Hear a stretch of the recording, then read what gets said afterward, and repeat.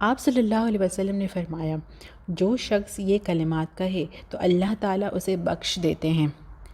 استغفر اللہ الذی لا الہ الا هو الحی القیوم واتوب الیہ۔ میں بخشش طلب کرتا ہوں اللہ تعالیٰ سے کہ نہیں ہے کوئی معبود برحق مگر وہی جو زندہ اور قائم رکھنے والا ہے، اور میں اس کی طرف توبہ کرتا ہوں۔ استغفار جو ہے وہ بہت ہی زیادہ امپورٹنٹ کی ہے ہم جیسے گنہگاروں کے لیے۔ کبھی کبھی ہمیں تو پتہ بھی نہیں ہوتا کہ ہم سے پورے دن میں کتنے گناہ سرزد ہو گئے ہیں، ہمیں معلوم تک نہیں چلتا۔ چھوٹی چھوٹی بات ہو جاتی ہے، ہم دل دکھا دیتے ہیں، چھوٹی چھوٹی چیزوں میں جو ہے ہمارا ایمان زائل ہو جاتا ہے، کیونکہ بہت ساری برائیاں نارملائز ہو گئی ہیں ہماری سوسائٹی میں۔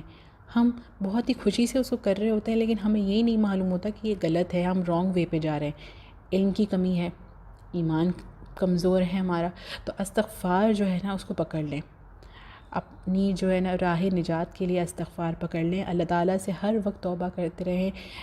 جو ہمیں گناہ معلوم ہے، جو غلطی سے ہو جاتا ہے، اللہ تعالیٰ سب کو معاف کرے انشاءاللہ۔ اگر ہماری نیت صاف ہے تو انشاءاللہ اللہ تعالیٰ ضرور مدد کریں گے۔